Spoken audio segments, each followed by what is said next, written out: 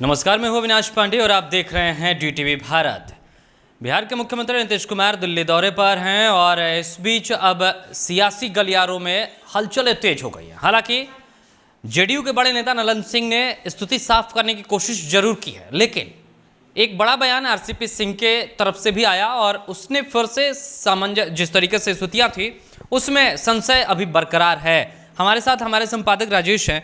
राजेश, एक तरफ ललन सिंह कहते हैं कि वो निजी काम से दिल्ली जा रहे हैं और खबरें निकल कर आ रही हैं कि आंख दिखाने के लिए दिल्ली नीतीश कुमार जा रहे हैं, लेकिन एक तो कोरोना, ब्लैक फंगस का बढ़ता हुआ बिहार में खतरा, दो महामारी और तीसरी महामारी की कह लीजिए या बड़ी मुसीबत कह लीजिए बाढ़ आने वाली है। इस बीच क्या सिर्फ निजी काम से ही दिल्ली, ये थोड़ा सा नहीं, कोई निजी काम नहीं है, पूरी तरह से सियासी काम है। और वो मामला ये है कि कैसे जो मंत्रिमंडल विस्तार होना है वहाँ पर अपने पार्टी से, जेडीयू की तरफ से ज़्यादा मंत्रिमंडल में जगह मिले, ये मुख्य उद्देश्य है। रह गई बात आंख दिखाने की, तो आंख भी दिखाना कोई मुद्दा नहीं है। अब आप यूँ कह सकते हैं कि सीएम और पीएम के बीच आंखों ही आंखों में इशारा हो गया। हाँ, ये बात हुई है, इसीलिए सीएम साहब वहाँ गए हैं। और तीस भी रह गई है क्या कि 2019 में सिर्फ सांकेतिक शब्द एक जोड़कर ये कह देना कि नहीं, सांकेतिक हिस्सेदारी मिल रही थी इसलिए हमने लिया नहीं। अब आरसीपी सिंह तो कह रहे हैं कि नाम तय करना होगा तो मुख्यमंत्री नीतीश कुमार ही नाम तय करेंगे कि कौन मंत्रिमंडल में शामिल होगा। तो कहीं ना कहीं सीधी एक ही बार में पकड़ वहीं पर है कि पीएम से मिलते हैं, बात रखते हैं और हिस्सेदारी तो देनी है। देखिए, इसमें भारतीय जनता पार्टी ने एक बहुत बड़ा काम किया है। आरसीपी साहब कह रहे हैं, उस वक्त भी आरसीपी सिंह और ललन बाबू लोग पूरा कुर्ता पैजामा वगैरह बंडी उंडी सब सिलवा लिए थे। बनना तय था कि ठीक है भाई मंत्री बनेंगे, घर से बस निकलने का वक्त था शपथ लेने के लिए, तब तक यहाँ से अन्य मार्ग से मैसेज गया कि कोई नहीं बनेगा।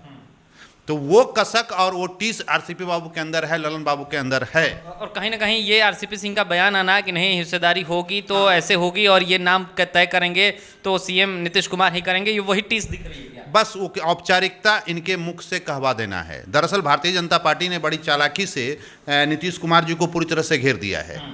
उस वक्त भी जब ये नीतीश जी बोले कि नहीं हमें पूरी हिस्सेदारी चाहिए, और उस वक्त ये दोनों बनते रह गए, तो उस वक्त से लेकर इस वक्त तक भारतीय जनता पार्टी ने नीतीश जी को पूरी तरह से घेरा है। अब ये पूरी जवाबदेही आरसीपी के माथे पर डाल दी गई है, ललन बाबू के माथे पर डाल दी गई है। और साथ ही साथ अब आरसीपी जी और ललन बाबू बोल रहे हैं नीतीश जी करेंगे तो क्या करेंगे। अच्छा, एक सवाल यहाँ पर ये उठता है और वो बहुत वाजिब सवाल उठता है, क्योंकि जब से आरसीपी सिंह राष्ट्रीय अध्यक्ष बने हैं संगठन को मजबूत करने में लगे रहते हैं। जब तक सीएम नीतीश कुमार राष्ट्रीय अध्यक्ष थे तब तक आम जो कार्यकर्ता थे मिल नहीं पाते थे। एक अलग से प्रोटोकॉल था, मुख्यमंत्री का प्रोटोकॉल था, सुरक्षा का प्रोटोकॉल, तमाम प्रोटोकॉल्स उनके साथ थे। लेकिन अब आरसीपी सिंह हैं, वो कार्यकर्ताओं से मिलते हैं, पार्टी ऑफिस में बैठते हैं, विचार करते हैं और जो गतिविधियाँ होती हैं उसको लेकर चलते हैं। संगठन बढ़ाने पर काम हो रहा है। मुख्यमंत्री नीतीश कुमार का भी यही जोर है और कहीं ना कहीं यही है कि लोजपा के विधायक को अपने साथ मिलाया गया, बसपा के विधायक भी, और जिस तरीके से अन्य दूसरे जो बड़े नेता रहे, चाहे वो उपेंद्र कुशवाहा की वापसी हो और बड़ा पद दे देना, एमएलसी बना देना, इसके अलावा कई अन्य नेताओं से भी बातचीत चल रही है कि नहीं अगर वो भी आते हैं तो स्वागत है।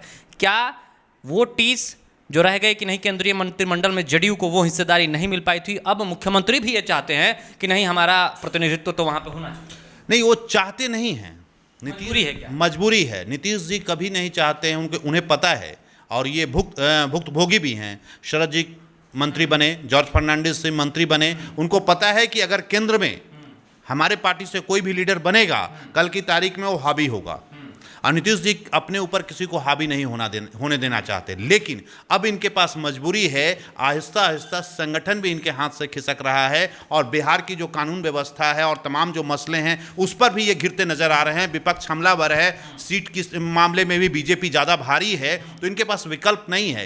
ये रिटायरमेंट की तरफ बढ़, हाँ, पूरी तरह से एकदम साइलेंटली अब चाह रहे हैं इज्जतपूर्वक, प्रतिष्ठापूर्वक हमारा काम हो जाए। और इधर केंद्र में भी अगर 2 पद अगर मिल जाते हैं तो देखते हैं, चलिए ठीक है, हम पहले तो 1 दे रहे थे अब 2 मिल गया तो नीतीश जी की उपलब्धि मानी जाए। शायद ये भी बोल दे कि अरे मैं तो मुख्यमंत्री नहीं बनना चाहता था, मुझे बीजेपी वालों ने, और फिर यही कहा दिया जाए कि नहीं प्रधानमंत्री नहीं कहा कि नहीं भाई मंत्री आपके कोटे से रहेंगे। बिल्कुल जो आप कह रहे हैं एकदम सही है। ये तो देखिए अक्सर नीतीश जी कभी अपने ऊपर कुछ नहीं लेते, जब आरजेडी का मसला था उस वक्त देखिए मैंने तो भाई पूरी सफाई से कहा कि आप अपनी बात रखिए, आपने नहीं रखा तो मैं क्या करूं।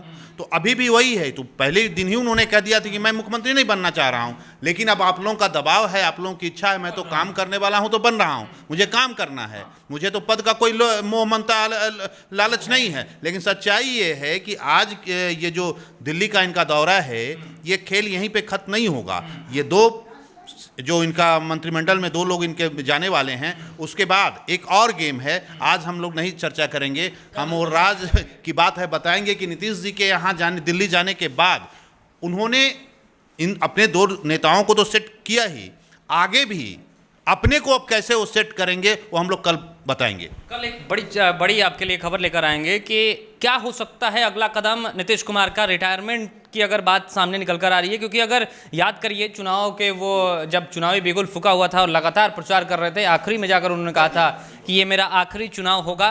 तो कहीं ना कहीं जिस तरीके से परिस्थितियाँ बन रही है, स्थितियाँ बन रही हैं, और मुख्यमंत्री जिस तरीके से अपने आप को एक मतलब उस स्तर के मुख्यमंत्री नहीं दिख रहे हैं जो पहले 2005 की बात कर लीजिए, 10 में बात कर लीजिए, या वगैरह वगैरह, इस तरीके से जब भी उन्होंने मुख्यमंत्री बने वो, और जितने एग्रेसिव और जितने एक्टिव नज़र आते थे अब उतने नज़र नहीं आ रहे हैं। इसलिए ये कहा जा रहा है कि हो सकता है रिटायरमेंट का प्लान हो, लेकिन रिटायरमेंट के प्लान में मुख्यमंत्री जो दिल्ली जा रहे हैं, एक नया भी यहाँ से एंगल मिलने वाला है, नई खबर निकलकर सामने आ रही है, उस पर कल हम आपको बात करेंगे, कल बताएंगे कि मोदी जी से मिलने के बाद सीएम नीतीश कुमार आगे क्या रणनीति पर काम कर रहे हैं या कर सकते हैं। फिलहाल इस खबर में इतना ही। मुझे और मेरे सहयोगी हमारे संपादक राजेश को दीजिए इजाजत। बन रहे DTV भारत के साथ। नमस्कार।